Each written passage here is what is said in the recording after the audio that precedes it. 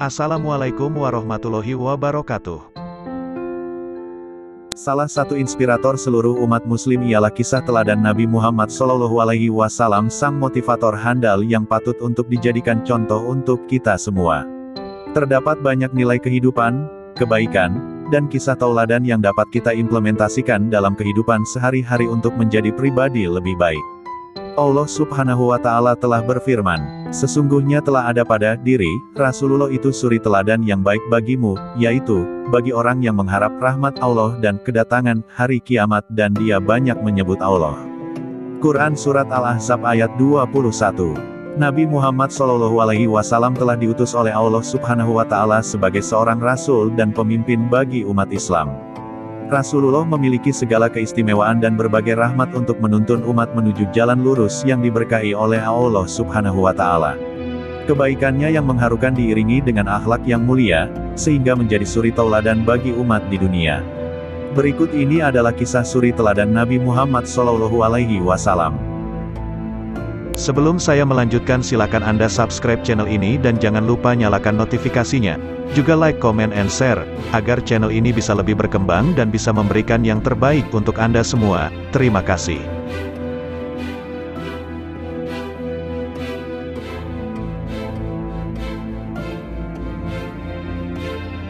Kisah teladan Nabi Muhammad SAW dengan pengemis Yahudi yang masuk Islam. Pada suatu hari terdapat seorang pengemis Yahudi buta yang selalu berteriak dan menghina Nabi Muhammad SAW.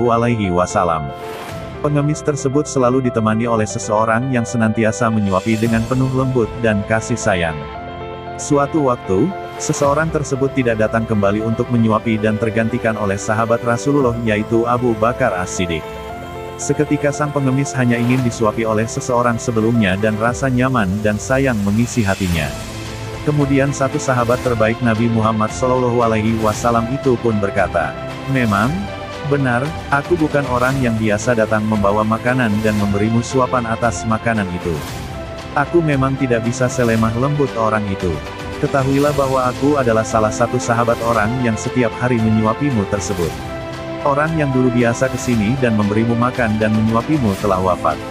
Aku hanya ingin melanjutkan amalan yang ditinggalkan orang tersebut, karena aku tidak ingin melewatkan satu pun amalannya setelah kepergiannya."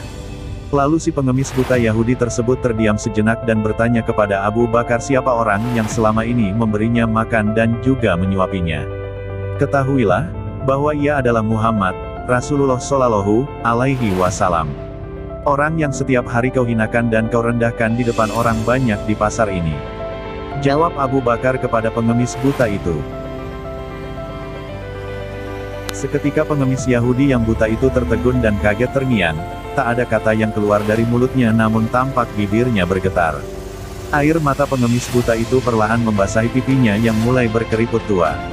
Si pengemis buta tersadar, betapa orang yang selama ini ia hinakan justru memperlakukannya dengan lemah lembut dan penuh kasih sayang. Lantas pengemis tersebut merasa lebih hina dari apapun yang ada di dunia ini. Ia seraya berkata, "Selama ini aku telah menghinanya, memfitnahnya, bahkan saat Muhammad ada di sampingku sedang menyuapi aku. Tapi dia tidak pernah memarahiku. Dia malah dengan sabar melembutkan makanan yang dimasukkan ke dalam mulutku. Dia begitu mulia," kata pengemis buta dalam isakannya. Lantas seketika saat itu juga, si pengemis Yahudi buta segera bersaksi di hadapan Abu Bakar As-Siddiq. Ia mengucapkan dua kalimat syahadat, "La ilaha illallah Muhammadar Rasulullah."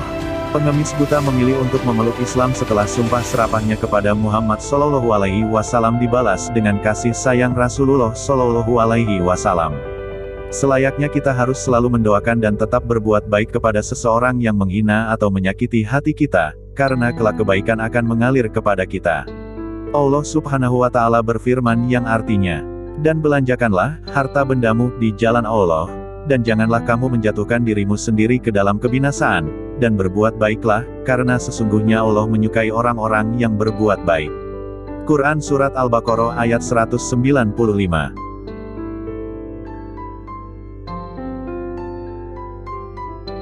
Kisah berikutnya adalah kisah hamba sahaya seorang Nasrani yang sangat mencintai Rasulullah SAW. Kisah seorang budak yang paling beruntung dan menjadi warisan bagi Rasulullah SAW. Setelah menikah dengan Khadijah radhiyallahu anha, Nabi Shallallahu alaihi wasallam memerdekakannya. Dialah yang telah merawat Nabi Muhammad Shallallahu alaihi wasallam sewaktu kecil, sehingga beliau menganggapnya seperti ibu sendiri.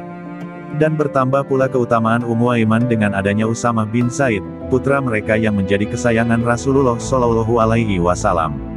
Sebelumnya dalam perjalanan pulang dari mengunjungi saudara-saudara suaminya dari Bani Najjar di Yasrib, Madinah, ajal menjemput Aminah binti Wahab. Beliau meninggalkan putranya yang telah yatim dan baru berumur 4 tahun bersama seorang hamba sahaya. Hamba sahaya tersebutlah yang merawat dan menemaninya dalam kesedihan ditinggal sang ibunda. Ia juga menemani melintasi perjalanan menuju ke Mekah dalam terik matahari serta panasnya batu dan pasir gurun. Anak tersebut ialah Muhammad bin Abdullah, Rasulullah Shallallahu alaihi wasallam, dan budak itu adalah Ummu Aiman al-Habasyiyah radhiyallahu anha. Sebelum memeluk Islam, seorang hamba sahaya Zaid dilahirkan sebagai seorang Nasrani. Saat ia masih kecil, ia ikut bepergian dengan ibunya dalam suatu kafilah, namun segerombolan perampok menghadang mereka dan menculik Zaid. Ia kemudian dijual dan jatuh di tangan hakim dan ia menghadiahkan Zaid kepada Khadijah, istri Nabi Muhammad Shallallahu alaihi wasallam. Setelah menikah dengan Rasul, Khadijah menghadiahkan Zaid kepada beliau dan beberapa orang dari salah satu rombongan haji melihat Zaid. Saat itu beliau berada di Mekah, kemudian mereka memberitahukan hal tersebut kepada ayah Zaid. Sang ayah yang sudah mencari anaknya dan hampir putus asa kemudian pergi ke Mekah untuk menjemput anaknya meskipun ia harus menebusnya. Hamba sahaya itu sangat mencintai Rasulullah Shallallahu alaihi wasallam. Pada saat tiba di Mekah, Rasul bertemu dengan ayah Zaid dan di mata sang ayah yang terlihat berduka menyentuh hati Rasulullah. Kemudian ia memerdekakan Zaid tanpa syarat apapun. Meskipun demikian, Zaid menolak untuk pergi. Seraya ia berkata, "Aku tidak akan pergi, aku lebih mencintai engkau daripada ayah dan ibu kandungku sendiri."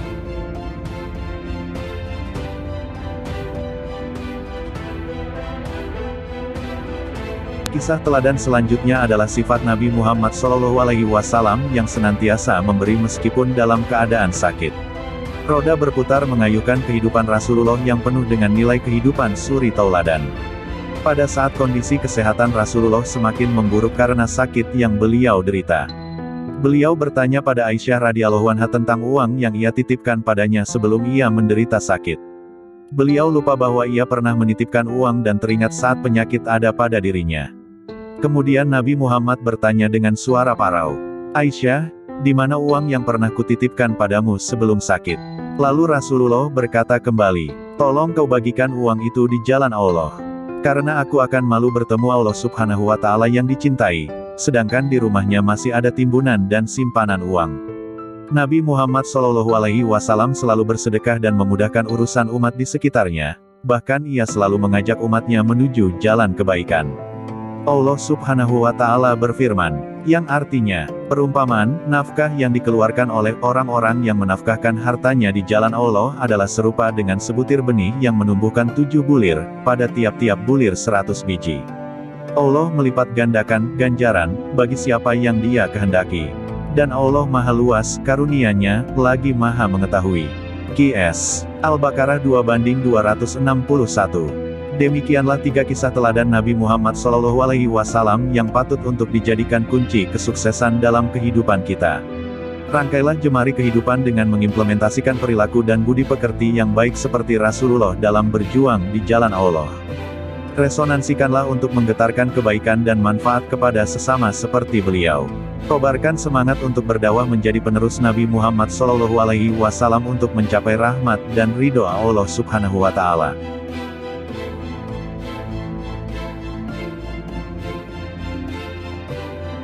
Semoga kita bisa mengambil hikmah dari kisah ini, meningkatkan ketakwaan kita kepada Allah Subhanahu wa Ta'ala. Tak lupa saya ucapkan terima kasih kepada sahabat semua yang sudah berkunjung ke channel ini. Jangan lupa untuk komen, like, share, subscribe dan tekan tanda lonceng di bawah ini agar channel ini bisa lebih berkembang dan bisa memberikan yang terbaik untuk Anda semua. Terima kasih. Wassalamualaikum warahmatullahi wabarakatuh.